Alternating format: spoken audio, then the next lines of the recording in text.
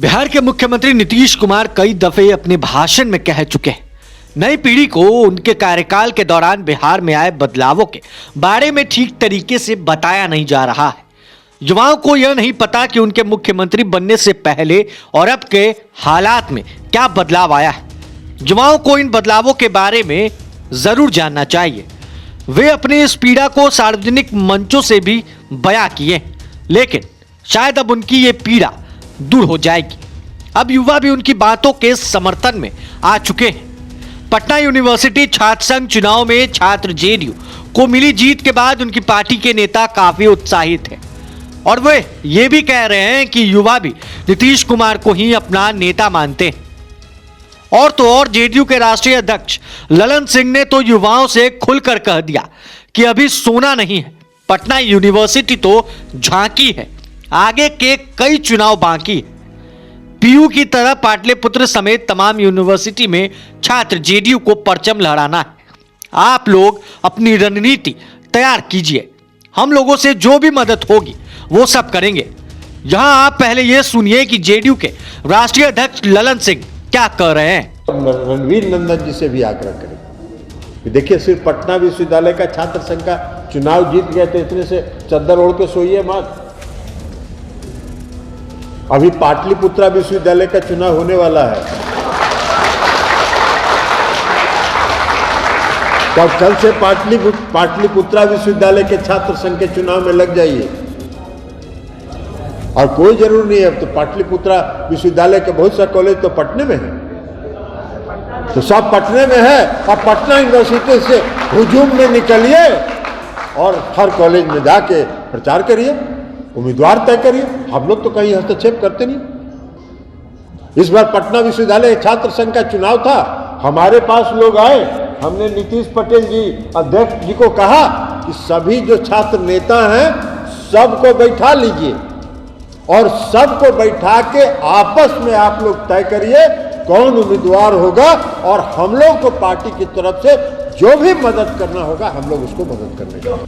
तो आपने सुना कि जेडीयू के राष्ट्रीय अध्यक्ष ललन सिंह ने साफ मैसेज दिया है कि केवल पटना यूनिवर्सिटी ही नहीं, बाकी यूनिवर्सिटीज में भी इस तरह का डंका छात्र जेडीयू को बजाना है। पॉलिटिकल एक्सपर्ट भी ये मानने लगे हैं कि बिहार में एक बार फिर जेडीयू बुलंदी की ओर बढ़ रहा है और अब पार्टी ने जमीन पर उतरकर छात्रों के बीच अपना परचम लहराया है।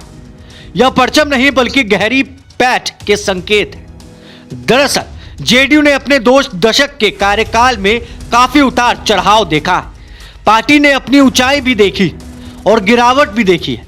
बता दें कि 2003 में जेडीयू की स्थापना हुई थी और एक समय बिहार में इसके सबसे अधिक विधायक थे, लेकिन 2020 के विधानसभा चुनाव में पार्टी तीसरे नंबर पर पहुंच गई। और अब पटना यूनिवर्सिटी के छात्र संघ चुनाव में जिस तरह से जेडीयू की स्टूडेंट्स विंग ने सफलता हासिल की है, उससे पार्टी के हौसले बुलंद हैं। पॉलिटिकल एक्सपर्ट भी ये मानते हैं कि जेडीयू के एक खास रणनीति पर काम कर रहा है और वह पीयूएसयू चुनाव में मिली जीत को अपने विरोधियों के कई सवालों के जवाब के रूप में देख रहा है।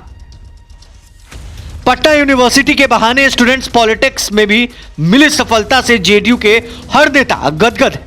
छोटे से लेकर बड़े नेता इसे भूना भी रहे। जेडीयू के राष्ट्रीय अध्यक्ष ललन सिंह ने तो यहां तक कह दिया कि नीतीश कुमार ने पीयू के छात्रों के लिए पीएम नरेंद्र मोदी के सामने हाथ जोड़े थे। मंच पर मौजूद पीएम मोदी के समक्ष पीयू को केंद्रीय विश्वविद्यालय का दर्जा देने की मांग की, लेकिन पीएम मोदी ने छात्रहित वाली इस मांग को अनसुनी कर दिया। दरअसल कहा जा रहा है कि 1974 की तरह नीतीश कुमार एक बार फिर से बिहार में माहौल तैयार कर रहे हैं। केंद्र के खिलाफ लंबी लड़ाई लड़नी है। दरअसल 1974 में पटना यूनिवर्सिटी से ही केंद्र के खिलाफ चिंगारी भड़की थी। तब लोकनायक जयप्रकाश नारायण की अगुवाई में यह चिंगारी पूरे देश में आग बन गई थी और केंद्र से इंदिरा गांधी की सत्ता उखड़ गई थी। तब इंदिरा गांधी के बारे में यह कहा जाता था कि India is Indira, Indira is India.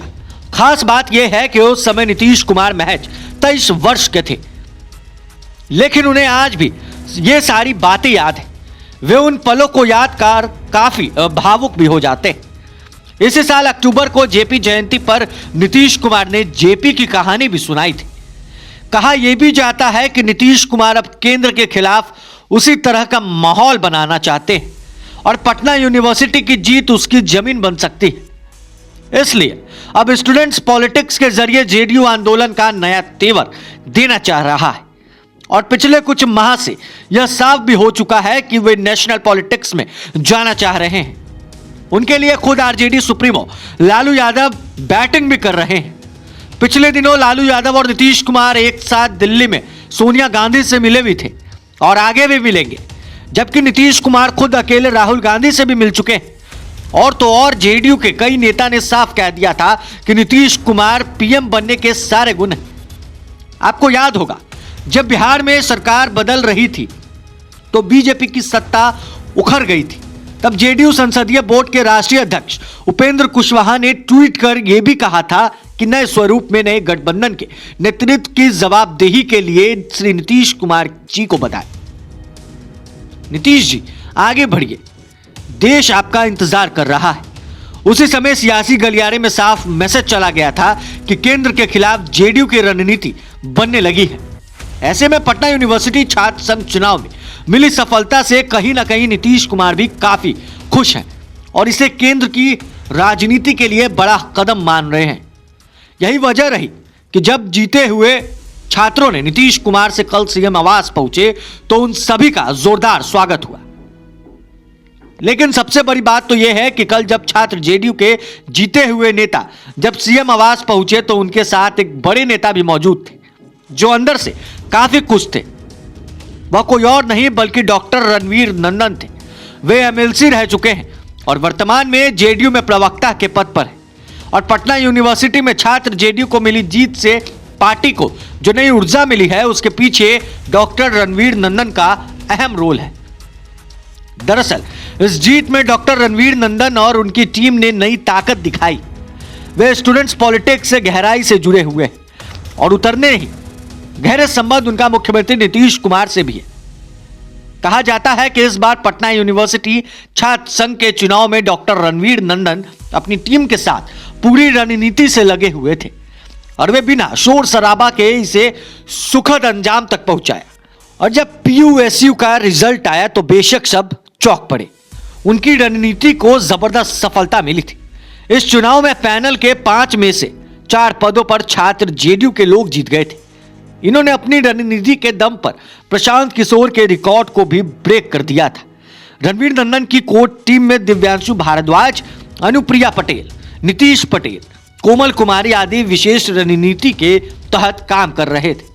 Political expert भी मानते हैं कि इस सफलता का लाभ आने वाले चुनाव में भी मिलेगा और इस जीत को जेडीयू नेता 2024 में होने वाले लोकसभा चुनाव और 2025 में होने वाले विधानसभा चुनाव में जिंदा रखने की रणनीति पर काम कर रहे हैं। बहरा पीयूएसयू चुनाव में मिली सफलता से जेडीयू की नीतियों पर भी मुहर लगी है। जेडीयू अब लोगों को आसानी से समझा पाएगा कि पार्टी की रणनीति क्या है। सबसे बड़ा फायदा तो यह है कि युवाओं की नई पौध पार्टी को मिल गई है। यदि अन्य यूनिवर्सिटी में इसी तरह पार्टी को सफलता मिलती चली गई तो बेशक आने वाले दिनों में जेडीयू का विस्तार भी होगा और युवा शक्ति का साथ मिलेगा। पॉलिटिकल एक्सपर्ट भी कह रहे हैं कि पटना विश्वविद्यालय छात्र संघ चुनाव में 4 पदों पर छात्र जेडीयू से जुड़े लोगों की जीत ने इस बात पर मुहर लगा दी है कि युवा वर्ग जेडीयू के सिद्धांतों के साथ है। यह जीत मुख्यमंत्री नीतीश कुमार की लोकप्रियता का प्रमाण।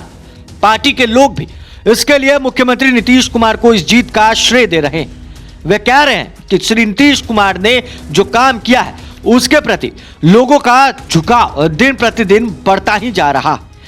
पीयू जैसे राज्य की बड़ी यूनिवर्सिटी में नीतीश कुमार के प्रति लगाव स्पष्ट रूप में से दिख रहा है और इस जीत का फायदा हम अन्य यूनिवर्सिटीज में मिलेगी और अधिक से अधिक युवा वर्ग जेडीयू से जुड़ेंगे। इसके साथ ही यह भी सब जानते हैं कि बिहार की राजधानी पटना से ही सियासी हवा बिहार के कोने कोने में पहुंचती है। कमोवेश यही स्थिति पटना विश्वविद्यालय की भी है। ऐसे में यहां का विजय संदेश पूरे राज्य में जाएगा और अभी तो चुनाव शुरू ही हुआ है। ऐसे में अब पार्टी एक बार फिर से ऊर्जान्वित हो गई है और जोर शोर से कहना भी शुरू कर दिया है कि पीयू एसयू के चुनाव में छात्र जेडीयू की जीत ने यह साबित कर दिया है कि आज भी नीतीश कुमार स्टूडेंट्स और युवाओं के असली हीरो हैं और पॉलिटिकल एक्सपर्ट भी जानते हैं कि इसका बेशक आगे के चुनाव में सीधा लाभ मिलेगा। बहरहाल इस खबरों में बस इतना ही। अगर आप हमारे इस वीडियो को हमारे यूट्यूब चैनल पर देखें, चैनल को सब्सक्राइब कर ले, साथ ही साथ हमारे फेसबुक पेज को फॉलो करना बिल्कुल भी ना भूलें। धन्यवाद।